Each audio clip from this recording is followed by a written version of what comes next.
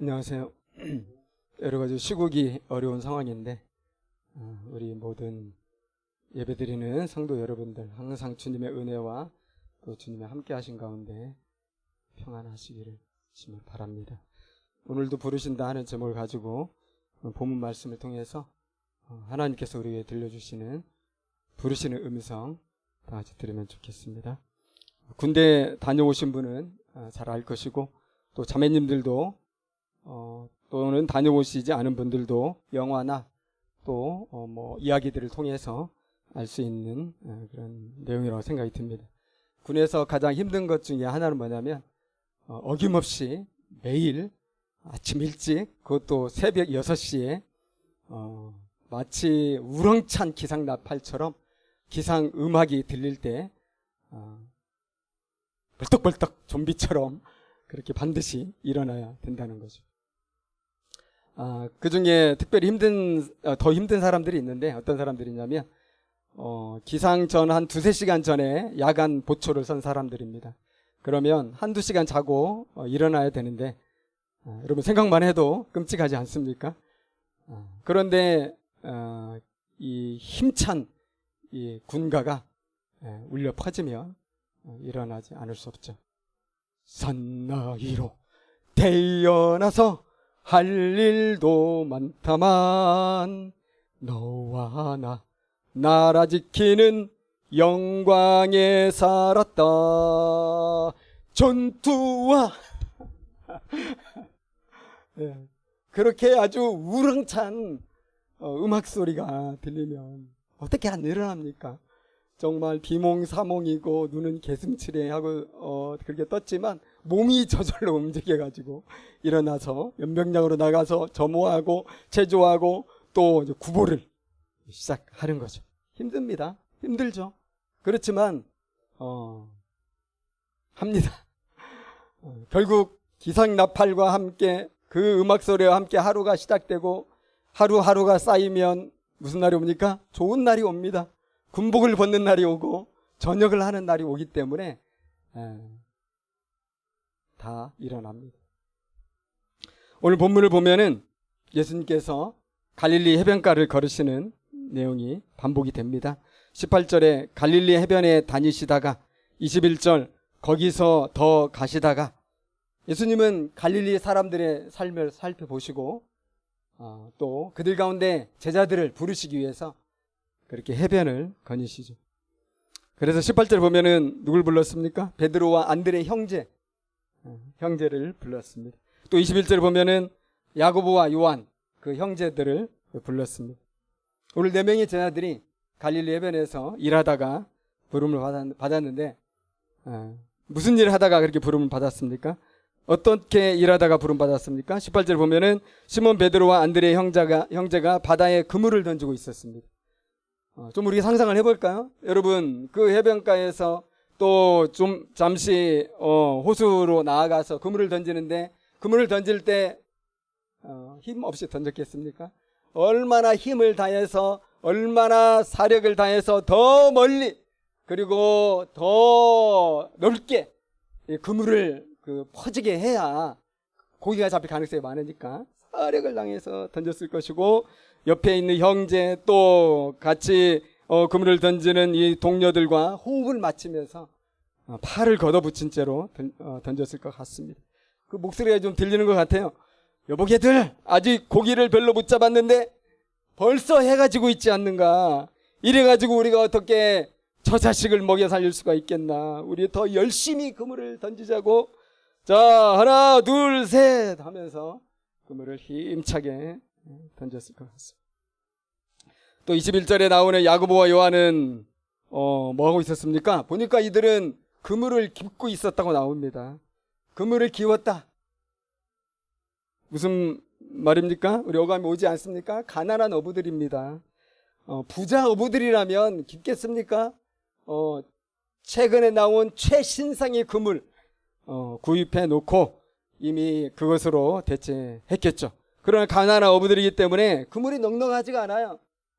새로운 최신상을 쓸 수가 없어요.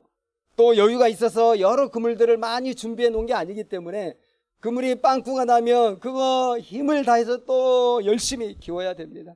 그런데 한두 군데 구멍 난 게 아니기 때문에 그물 수선하는데도 많은 시간이 들어가요. 쉴 틈 없이 그물을 깁느라 야고보 요한은 지금 너무 허리가 아프지 않겠습니까, 여러분? 허리도 아프고 손가락도 아프고 눈에는 정말 실핏줄이 터질 정도로 그런 피곤이 가득 차 있을 것 같습니다. 혼잣말로 중얼거리는 소리가 들리는 것 같아요. 아이고 허리야, 너무 이 구멍이 많아가지고 이거 언제 우리가 다 깁냐. 혼잣말로 중얼거리지만 누군가 좀 대답해 주길 바라죠. 근데 아무도 대답을 안 해요. 너무 피곤하니까. 이런 상황에서 얼마나 그들이 힘든 상태에 있는지 누가복음에 보면은 좀 보충적인 삶이 나오거든요. 누가복음 5장에 보면은 이제 이 상황이 이 적나라한 상황이 펼쳐지고 있는데, 특별히 누가복음 5장 5절에 베드로가 예수님께 하는 말이죠. 선생님, 우리들이 밤이 새도록 수고하였는데 잡은 것이 없습니다. 여러분, 얼마나 고기가 안 잡혔으면 철야 작업까지 했을까요?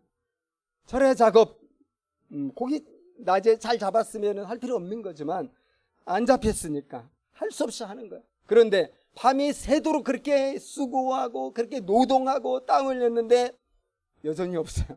얼마나 여러분 괴롭겠습니까? 힘듭니다. 너무 힘들고 너무 정말 고통스러운 가운데 노동을 하고 있는 그 현장, 우리가 상상해 갑니다. 물론 그 정도로 고생하지 않는 부유한 어부들도 있으리라 봐요. 튼튼한 배를 여러 채 가지고 있고요. 아까 말씀드린 것처럼 최신상 그물들도 가지고 있고요. 인부들도 여러 고용하고 있기 때문에 뭐 로테이션으로 일을 할 수도 있고, 또 여러 가지 그 투자를 많이 해가지고 효과적인 이러한 그 물고기 잡는 일들을 잘 했을 거라 이렇게 생각이 듭니다. 또 여러 어부들 가운데서는 꿈도 꾸는 어부들도 있었을 것 같아요. 비록 힘들었지만 어떤 꿈일까요? 당시에는 벌써 이 실크로드가 존재했었거든요. 그래서 이 실크로드를 통해서 이 무역들이 나름 활발하게 진행되는 일들이 일어나고 있었고, 또 해상무역의 중심지가 바로 지중해 그 해변가 아닙니까? 그리고 그 조금만 가면은 그 유명한 항구들이 있어요. 시돈이라든지 두로라든지 이런 항구들에서는 활발한 어업들이 또 벌어지고 있었고요. 요즘 말로 하면 CEO 같은 이런 사업하는 어부들도 있어가지고 큰 배를 운용하면서 엄청난 이 어획고를 올리는 이런 사람들도 있을 건데, 비록 갈릴리 그 변방의 호숫가에서 물고기 잡고 있지만 아마 그들 중에는 야, 정말 우리도 언젠가는 이 지중해로 한번 진출해야 되지 않느냐 하면서 나름의 10년 플랜, 20년 플랜 이렇게 세우면서 이렇게 하지 않았을까 이런 생각이 들고, 이 4명의 어부들도 아마 그런 꿈이 있지 않았을까요? 예수님 부르실 때 딱 응답한 거 보면 뭔가 꿈이 있었던 사람이, 그러니까 뭔가 비전이 보이니까 나서는 거겠죠. 어쨌거나 이 갈릴리 어부들은 여러분 나쁘게 살지 않았어요. 악하게 살지 않았고요. 그렇다고 무엇인가 막 보람 있고 막 의미 있는 이런 삶을 또 산 것 같지도 않아요. 한마디로 뭡니까? 평범한 삶입니다. 다람쥐 쳇바퀴 돌리듯이 매일 눈 뜨면 바닷가로 나가는 것이죠. 무슨 문제가 있었을까요? 그 삶에? 그런데 예수님은 이 어부들이 그런 삶을 살도록 내버려 두지 않네요. 예수님이 해변을 거니시며 그들을 봤는데 주님은 그들에게 새로운 삶의 차원을 이야기하시면서, 야, 언제까지 너 그렇게 살래? 하나님이 너희들을 부르신다 하면서 새롭게 부르셨습니다. 여러분, 무슨 의미일까요? 밤낮 수고를 하면서 분투하고 있는 제자들이고요, 요즘식으로 하면 야근을 밥 먹듯 하면서 몸부림치지만 소득이 많지 않았으니까 힘이 든 삶입니다. 삶의 소망도 분명하지 않고요, 그렇다고 뭐 큰 기쁨이 있는 것도 아니에요. 가끔 지중해 진출하는 꿈도 꾸긴 하지만 그거 언제 이루어지겠어요? 확실하지 않은 거예요. 늘 그들이 서로 되뇌이는 말이죠. 사람 사는 것이 다 그렇지 뭐. 아마 그들은 평범하게 살다가 그저 평범하게 가정 꾸리며 살다가 늙고 병들고 죽겠죠. 여러분, 예수님이 부르셨다는 건 뭡니까? 그런 삶은 하나님이 원하시는 삶은 아니라는 겁니다. 하나님이 원하시는 더 멋지고 아름답고 소망이 가득 찬 삶이 있다는 겁니다. 그러지 않고서야 예수님이 왜 그들을, 일 잘하고 있는 그들을, 고생은 하고 있지만 그들을 불렀겠습니까? 마치 그들의 삶은 생명이 없고 겉만 그저 살아있는 것 같은 조화 같은 삶이 아닌가 생각이 들어요. 열심히 일하고 노력하는데 그곳에 하나님의 뜻이 없어요. 그곳에 하나님의 생명이 없고요, 하나님의 생기가 없는 그런 삶이라는 거예요. 제가 산책 좋아하고 또 등산 좋아하는 거 여러분 아시잖아요. 제가 왜 산에 갑니까? 산이 있기 때문에 가는 건 아니고, 산에 가면 너무나 귀한 생명들을 만나는데요, 정말 들꽃이 그렇게 아름다울 수가 없어요. 계절마다 이 들꽃들을 당연히 만나게 되는데, 들꽃을 보면은 거기에 십정팔구 제가 멈춰섭니다. 멈춰서고 그 꽃들을 이렇게 찬찬히 오래도록 살펴보면 그렇게 예쁠 수가 없어요. 그 칼라나 또 코를 내밀고 향기도 맡아보죠. 그리고 그 속에 암술과 수술도 살펴보죠.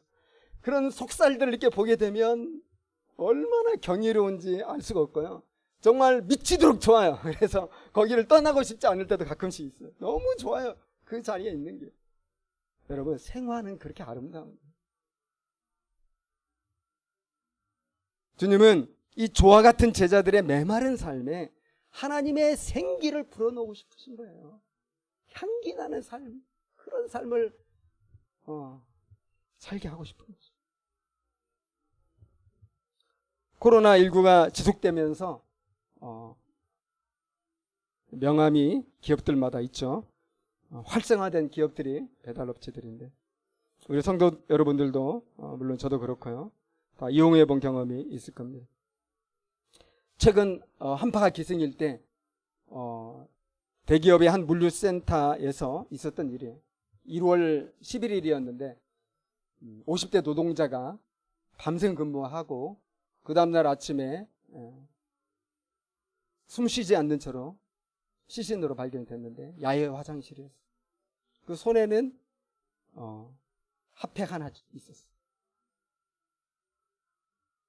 그런 난방시설도 되어 있지 않은 그곳에 일용직 노동자를 일을 시키는데, 세상에 그 영하 11도 그 추운 날에 핫팩 하나 주고, 평소에 지병도 없었다고 합니다.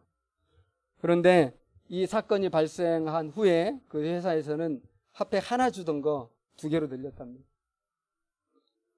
여러분, 너무 안타깝고 너무나 참 가슴 아픈 비참한 상황인데요, 우리가 이런 거 지금 한두 번 듣는 얘기 아니죠. 이 비인간적인 노동으로 너무나 많은 현대인들이 고난을 당하고 있습니다. 물론 또 많은 노동자들은요, 이런 예로 든 것과는 비교할 수 없는 좋은 조건에서, 좋은 난방되는 데서 또 적당한 보수 받으면서 이렇게 일하는 분들도 물론 있죠. 또 어떤 사람들은 경영진이나 고위급에 있으면서 뭐 수억 이상의 연봉을 받기도 하겠죠. 그러나 여러분, 한 가지 공통점이 있다면 뭡니까? 그것은 오늘날 우리 모두는 열심히 살고 있다는 겁니다. 다들 열심히 살고 있어요. 우리 청년들 취업하기 위해서 얼마나 고생이 많아요. 라보떼라면, 옛날에 유행했던 말이 라보떼였거든요. 라면 보통으로 때운다. 근데 요즘 이 청년들이 그렇게 산답니다. 취업 준비 기간이 너무 길어지고요, 부모님께 손 벌리는 것도 한두 번이지, 이미 대학은 졸업한 상태고, 또 취업을 한다고 하지만 경무와 스트레스에 시달리는 직장인들이 우리 가운데 얼마나 허다합니까? 또 우리 아이를 키우는 우리 주부들 독박육아 하느라고 고생이 많고, 경력 단절을 감수하고 정말 아이를 키우지만은 언제 끝날지 알 수 없는 답답함이 있고, 또 하루하루가 얼마나 고된 노동으로 가득 차 있습니까?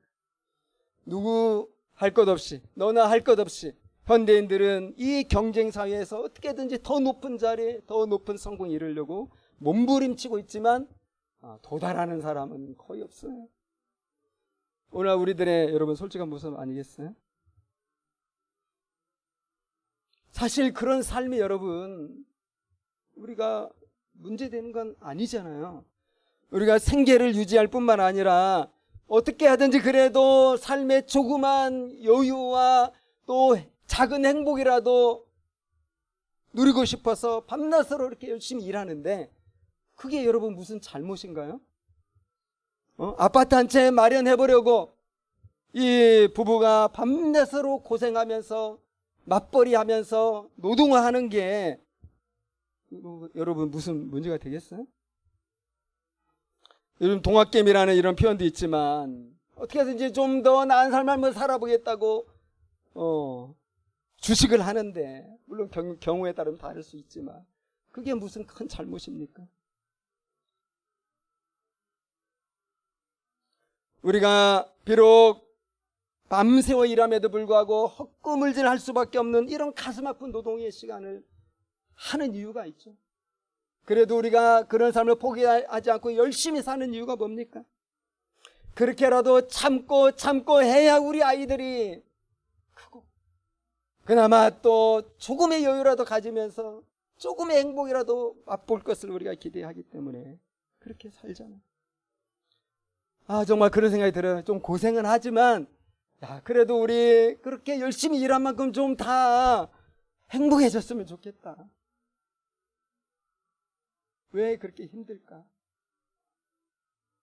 땀 흘린 만큼 우리가 좀 호상을 좀 받는 좋은 사회가 오면 좋겠다.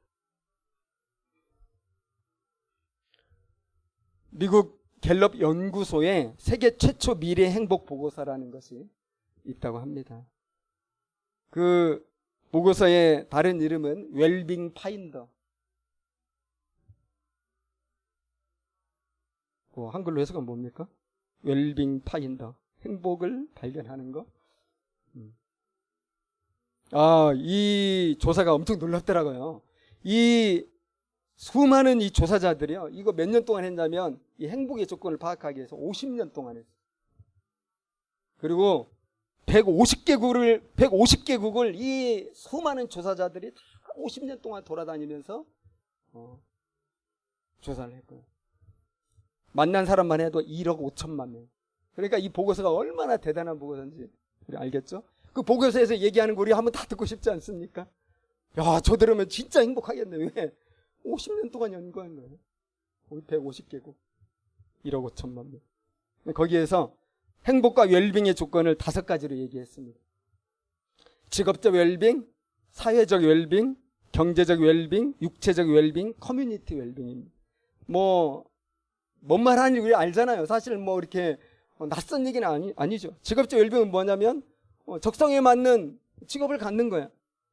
사회적 웰빙은 원만한 인간관계를 유지하는 겁니다.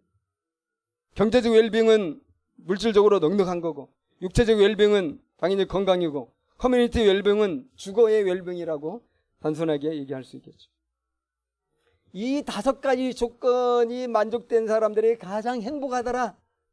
사실 이거 알아야 되고 50년 동안 사실 너무 참 당연한 얘기인데 그렇지만 그 내용, 그 과정은 이제 아주 대단할 거라 생각이 들고요. 여러분, 이 5가지 다 가진 사람 있긴 있을 것 같아요.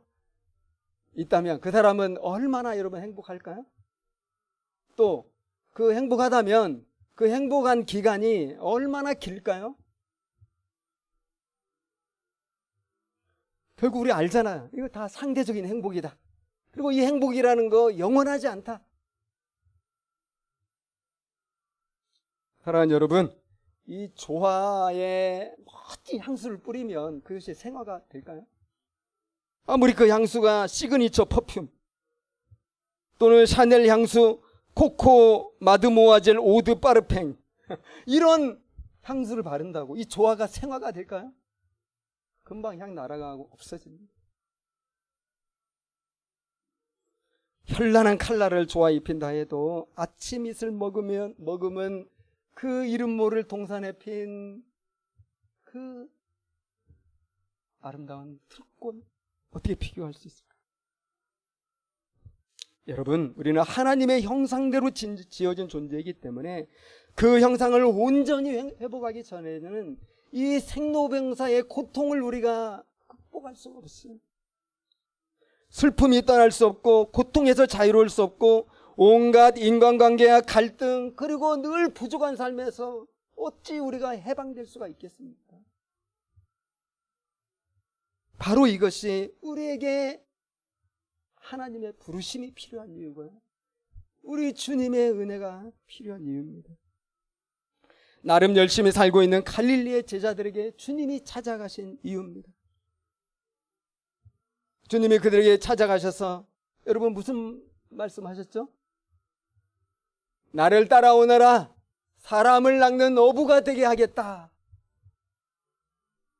무슨 말입니까 이게? 사람을 낚는 어부?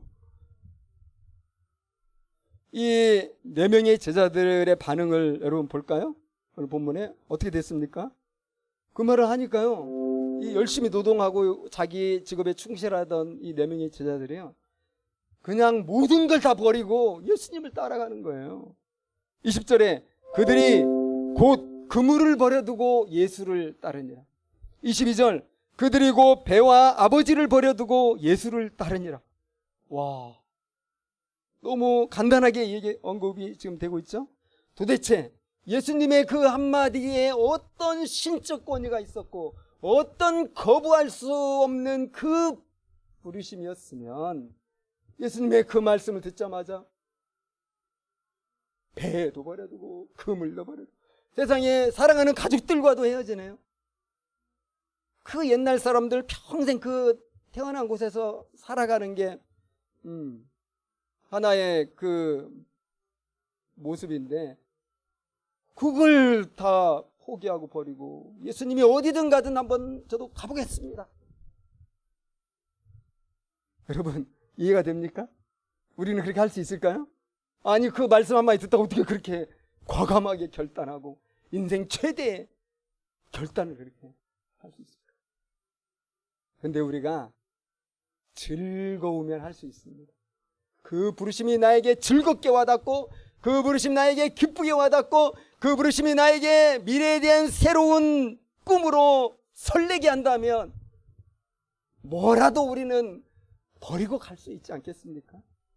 내 일생일대의 도전과 모험을 우리 할 수 있지 않을까요? 그 꿈이 나에게 설렘을 주고 그것이 나에게 현실적인 이 기쁨도 주고 그런 기대감을 불러일으킨다면 여러분 우리 한 가지 분명한 게 있어요. 뭐냐면 제자들이 굉장히 고통스러워하면서 예수님을 따라간 거 아니라는 거예요. 제자들이 정말 가시밭길 가는 심정으로 막 자기를 막 부인하면서 자기의 모든 욕망을 그냥 땅에 파묻으면서 눈물을 막 흘리면서 울며 불며 어쩔 수 없이 도살장에 끌려가는 것처럼 그렇게 간 게 아니라는 거예요. 어떻게 갔어요? 즐겁게 갔습니다. 저는 그렇게 확신해요. 설레는 마음으로 갔습니다.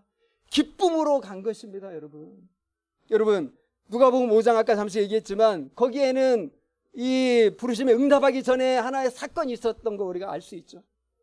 제자들이 밤새도록 그물을 던졌는데 어떻게 했어요? 아무것도 못 잡았어요. 빈 그물, 빈 배, 허전한 마음, 헛수고. 그럴 때 예수님께서 기쁜 대로 가서 그물을 던져라 했을 때 순종했더니 배가 가라앉을 정도로 그물이 찢어질 정도로 막 고기가 잡힌 거야. 깜짝 놀라가지고 그들이 주님 앞에 엎드렸어. 처음에 선생님 그랬는데 이제는 주여. 그 당시는 엄청 충격이었죠. 정말 막 하나님이 내 앞에 오신 것 같은 충격 속에서 이제 난 죽었다. 이사야처럼 땅에 탑 엎드렸지만 시간이 조금 지나면서 너무 큰 기쁨으로 와닿는 거죠. 와 정말 아니 예수님 말씀 듣고 순종했더니 이렇게 많은 고기를 잡았다. 여러분 얼마나 기쁘고 얼마나 놀라운 경험이에요. 무슨 생각 들겠어요? 아, 예수님 말씀 순종하면은 이제 나는 내 인생의 이 대박, 아니 초대박, 이제 드디어 이루어지겠구나. 그런 예수님이 따라오라고 그러는데 눈물 흘릴 사람이 누가 있어요? 너무 기쁜 거예요. 너무 이 놀라운 거고요. 아, 예수님 따라가며 드디어 지중해 가서 내 사업을 펼치라는 이 꿈도 내가 한번 이룰 수 있겠네. 이런 마음은 여러분 있지 않았을까요?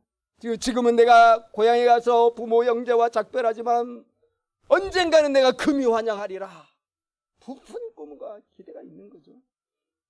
설령 그것이 아니라면 적어도요, 예수님이 증거하신 하나님 나라, 저 메시아 왕국 이야기하시는 이 메시아, 저 하나님의 아들을 내가 따르면 다윗 왕국보다도 더 아름답고 강한 나라 세워질 때, 와, 내가 정말 그 왕이신 주님 앞에서 나도 한 자리 얻을 것이고 나도 부와 명예를 얻게 될 거 아닌가.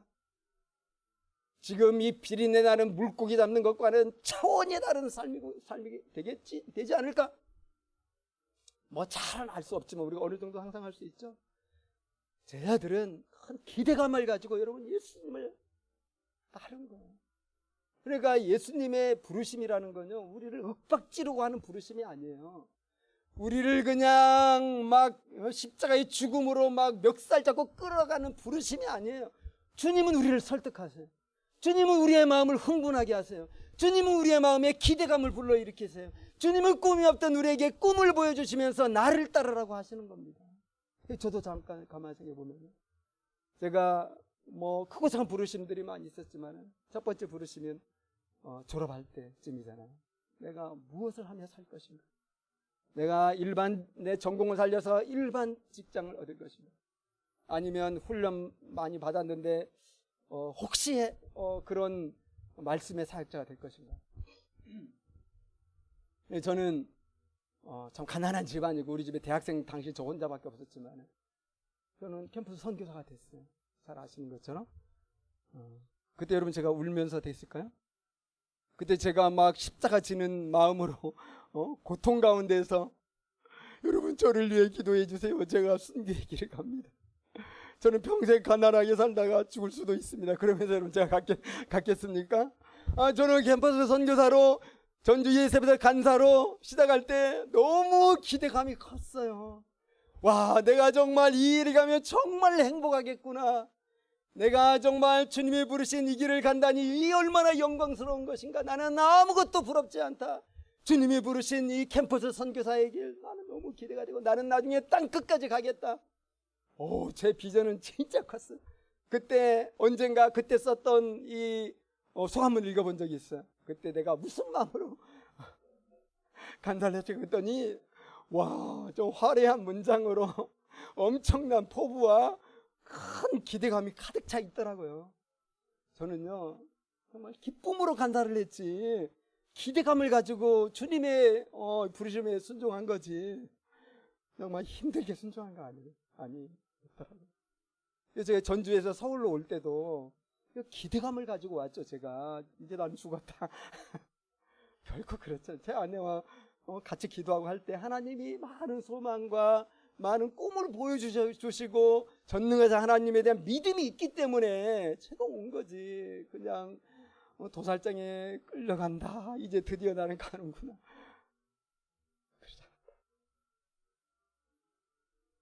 그래서 여러분 주님이 우리 부르시는데 부담 갖지 마세요.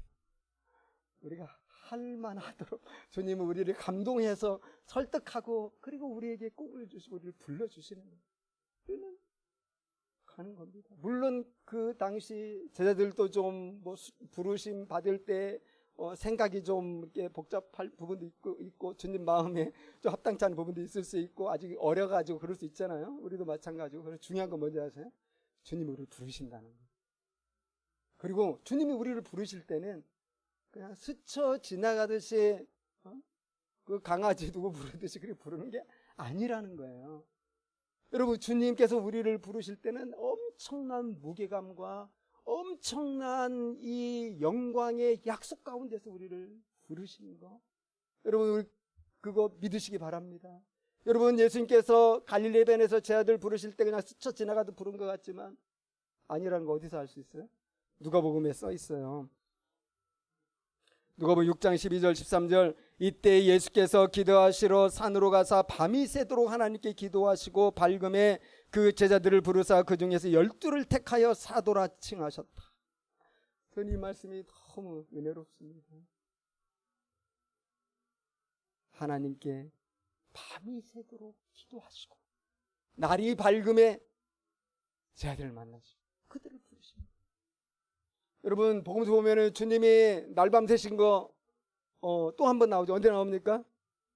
십자가에 죽으시기 전에 겟세마네 동산에서 밤이 새도록 기도하셨어요. 땀방울이 핏방울이 되기까지 기도하시면서 너무 고통스러웠기 때문에 이 잔을 내게서 옮겨달라고 했지만 아버지, 나의 원대로 마옵시고 아버지의 뜻대로 되기를 원합니다. 결심한 순간 예수님의 마음에 큰 기쁨이 생겼어요. 그래서 결단하고 빌라도 앞에 서신 것입니다. 그리고 그 사명을 감당하시고 보좌 우편에 앉으시고. 여러분, 또 제자들을 부르시기 전에 그렇게 밤을 새셨으니까 주님께서 밤을 새시고 나서 제자들을 불렀다는 것은 겟세마네 동산에서 밤을 새신 것 같은 그런 무게감이 있는 거예요. 그런 하나님의 영광이 있는 겁니다.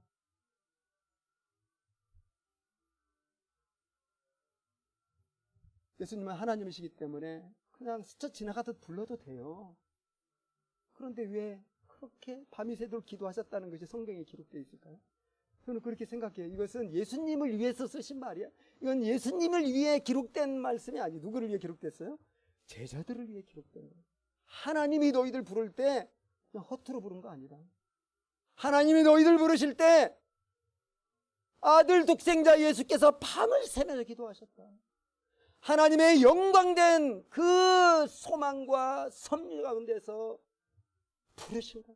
우리도 마찬가지입니다. 주님이 우리를 예수 그리스도 안에서 당신의 제자를 부르시고 우리를 이런 생활 속에서 주님의 제자로 살도록 우리를 자꾸 부르시고 우리에게 말씀하시는 거 허투루 하시는 거 아니에요.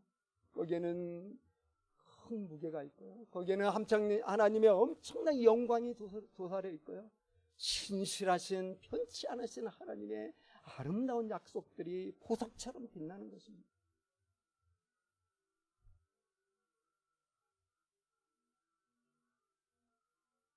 주님의 마음을 하나님은 우리가 알기를 원하세요. 사랑하신다는 거예요. 내가 너를 사랑한다. 내 부르심, 내가 너희를 부르는 거 왜 이렇게 부담스러워? 그러지 말라는 거예요. 여러분, 예레미야를 통해서 하나님이 당신의 마음을 확실히 보여주셨잖아요. 여러분 잘 아시잖아요. 좀 알긴 아는데 여러분 믿으면 좋겠어요. 이 말씀을. 예레미야서 29장 11절 여호와의 말씀이니라. 지금 하나님이 당신 생각을 밝히십니다. 너희를 향한 나의 생각을 내가 안다. 누가 알겠냐? 내가 안다. 그것은 평안이고 재앙이 아니다. 너희에게 미래와 희망을 주는 것이다. 이것이 여러분 우리 하나님 아버지의 본심이고 예수 안에서 우리를 사람 낚는 업으로 부르시는 그 마음의 전부인 것입니다.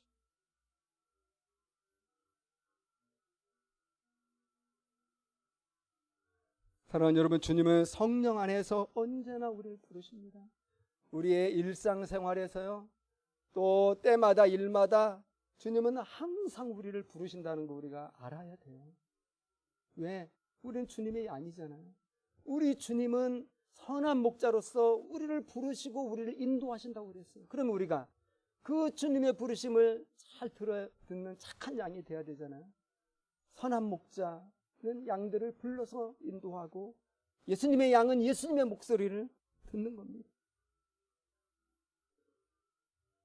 특별히 주님께서 때마다 일마다 우리 생활 속에서 자주 부르신다는 거, 성령 안에서 자주 우리에게 찾아오신다는 거 우리가 알고 반응하면 좋겠습니다. 아들 교육과 관련해서 제가 지금도 잊지 않고 있는 하나님의 부르심이 있죠. 그 아이들을 친절과 따뜻함과 하나님 아버지의 그 무한하게 참으시는 그 사랑으로 양육을 하라는 거예요. 제가 누구라고 얘기 안 하겠지만 두 아들이 있는데 이 한 녀석이 엄청나게 말을 안 듣는 거예요. 어렸을 때 초등학교 들어가기 전에 왜 이렇게 고집이 센지 말을 조금도 듣질 않아서 참다 못해서 한 번은 내가 이놈을 좀 교육을 좀 시켜야겠다. 그래서 매를 들고 가장 어두침침한 방으로 데리고 가서 또 때렸지. 때렸지. 아주 오래전 얘기니까. 근데 그게 지금도 잊혀지지 않아요. 그래서 하나님 저희에 말씀하시는 거죠. 아이들을 그렇게 양육하는가 하면 사랑하라는 거, 참으라는 거, 네 삶으로 보이라는 거. 그대로 한 번도 매는 안 됐어요. 지금도 저는 일을 기억하고 있고, 그래서 저는 지금도 아이들과 관련해서 항상 그런 주님의 음성 안에 매여 있어요. 사춘기 때 좀 어려움이 있었지만 잘 넘어가고 오늘 여기까지 왔습니다. 이제 다 키웠죠. 이제 곧 결혼도 할 것이고 이제 애들한테 남은 건 결혼밖에 없네요. 하나님의 은혜로. 가정에서 주님 우리에게 자꾸 말씀하세요. 아내와의 관계, 남편과의 관계, 자녀들과의 관계, 시댁과의 관계. 또 직장에서도 늘 말씀하시죠. 주님의 부르심이 있죠. 팀켈러 목사님이 간증을 하나 했는데 그걸 잠깐 소개해주고 싶어요. 자기 교회에 잘 알지 못하는 낯선 자매가 계속 오더라는 거예요. 그리고 예배만 끝나면 바로 갔기 때문에 잘 알 수가 없었지만 나중에 기회가 돼가지고 만남을 갖게 되었는데 그 자매가 자기가 어떻게 이 교회에 나오게 됐는지를 이야기했어요. 그것을 이제 팀켈러 목사가 들었는데 자 맨하탄에 있는 큰 이 회사에 취직을 해서 일한 지 얼마 안 됐는데 큰 실수를 했대요. 아주 그냥 강제 퇴사를 당해도 할 말이 없을 정도로 파면당해도 가할 정도로 아주 치명적인 잘못을 범했대요. 두려워하고 불안해하고 떨었는데 그것이 그냥 지나갔어요. 아니 알고 보니까 이 자기 직속 상사가 다 뒤집어 썼어요. 자기 잘못을. 그러니까 이 자매가 충격을 받은 거예요. 자기가 다른 여러 회사 다녀봤지만 대부분의 상사들은 자기 공을 가로채는 일들이 여러 번 있었다는 거예요. 그런 상사는 자기가 만나봤지만 자기의 허물과 실수를 완전 덮고 자기가 독박 쓰듯이 쓰는 상사는 자기가 처음이라는 거죠. 너무 놀래가지고 나중에 너무 어렵게 물어봤죠. 왜 그렇게 하셨냐고. 그러니까 직장 상사가 이렇게 얘기했답니다. 저는 기독교인이거든요. 기독교인이라는 거에는 여러 가지 뜻이 있는데요. 내가 저지른 잘못의 대가를 예수님이 다 떠맡았다는 그런 뜻이기도 합니다. 그분은 나 대신 십자가를 지셨어요. 그래서 저도 힘 닿는 데까지 남들의 짐을 좀 지고 싶어 할 뿐이에요. 그렇게 얘기했어요. 그래서 이 자매가 너무 궁금한 거예요. 도대체 기독교가 뭔지 정말 다시 한번 알고 싶어요. 매스컴으로 수없이 들었지만 진짜 기독교를 알고 싶어서 어느 교회 다니냐고 물어보고 그래서 그 직장 상사가 소개해준 팀켈러 목사의 교회로 나오게 된 거죠. 여러분 주님은 사람 닦는 어부가 되라 그렇게 말씀하시고 그 부르심으로 부르시는 사람 닦는 어부가 되라는 게 뭡니까 여러분? 지금 직장 다 때려치고 목사가 되라 선교사가 되라 아니면 적어도 예수 믿는 그 기업에 들어가라 그런 거 아니잖아요. 넓게 보면 포함됐으면 있겠지만요. 우리가 어디서 무엇을 하며 살든지 하나님을 사랑하고 십자가의 사랑으로 사람을 사랑하고 하나님의 복음을 증거하는 삶을 살라는 겁니다. 그것이 바로 사람을 낚는 어부의 삶이에요. 우리의 모든 일거수일투족을 하나님과 연결하는 것입니다. 주님의 소명과 연결하는 것입니다. 그리고 기쁘고 즐거운 마음으로 가는 건데 사실 부담될 때도 있잖아요. 근데 우리가 언제 부담이 되냐면요, 내가 내 힘으로 하려고 할 때 부담이 돼요. 근데 우리가 믿음으로 하면 부담이 굉장히 줄어듭니다. 무슨 믿음? 예수님을 믿는 믿음인데요. 어떤 예수님? 십자가에 피 흘려 죽으신 예수님. 믿음의 주요 온전케 하시는 이 예수를 바라보라고 하지 않았습니까? 우리가 예수님의 그 희생을 묵상하면 묵상할수록 어떤 주님의 부르심도 우리는 그렇게 부담으로 여기지 않게 될 수가 있는. 근데 우리가 그런 믿음이 없이 십자가를 바라보지 않은 채 내가 한번 해봐야지 이렇게 결단하니까 그렇게 어려울 수가 없고 힘들 수가 없고 조금만 결과가 잘못되면 금방 포기하는 거죠. 그런데 우리가 십자가, 그리스도의 십자가, 믿음의 주요 온전케 하시는 예수님의 십자가를 날마다 바라보고 그 희생을 묵상하면 우리는 뭐든지 다 기쁘게 할 수 있고요, 뭐든지 다 소망 가운데서 할 수 있게 됩니다. 여러분, 기상 나팔 소리는 군대에서만 있는 게 아닙니다. 우리가 이 세상을 살아갈 때 우리의 일상에서 때로는 작은 세미한 소리로 주님 우리를 불러주시기도 하고, 어떤 때는 깜짝 놀라게 정말 군과 같은 목소리로 불러주시기도 하시고, 2000년 전에도 그렇게 하시고 지금도 오늘 이 시간에도 허무하지 않을 영원한 인생에 너도 참여하라고, 조와 같은 삶을 버리고 하나님의 생기가 넘치는 생명찬 삶을 살라고 주님은 우리를 축복하시고 초청을 하십니다. 사랑하는 여러분, 우리가 이 세상을 떠나고 우리 다 어디 갑니까? 무덤에 들어갑니다. 뭐 화장 많이 하겠지만 어쨌든 죽고 우리의 존재는 먼지처럼 사라져. 성경에서는 잔잔다고 표현을 하고 있죠. 주님은요, 우리의 살아생전 일상에서도 우리를 계속 부르시지만요, 마지막 날 또 잠자는 우리를 깨워주십니다. 그때는 큰 나팔 소리로 우리를 부르십니다. 고린도전서 15장 51절 52절, 보라, 내가 너희에게 비밀을 말하노니 우리가 다 잠잘 것이 아니요 마지막 나팔에 순식간에 호련히 다 변화되리니 나팔 소리가 나매 죽은 자들이 썩지 아니할 것으로 다시 살아나고 우리도 변화하리라. 아멘. 데살로니가전서 4장 15절 17절, 주께서 호령과 천사장의 소리와 하나님의 나팔 소리로 친히 하늘로부터 강림하시리니 그리스도 안에서 죽은 자들이 먼저 일어나고 우리가 항상 주와 함께 있으리라. 여러분, 우리가 바로 그 나팔 소리를 기대하는 거 아닙니까? 정말 온전히 그 소망 안에서 우리가 믿음으로 살고 있는 거 아닙니까?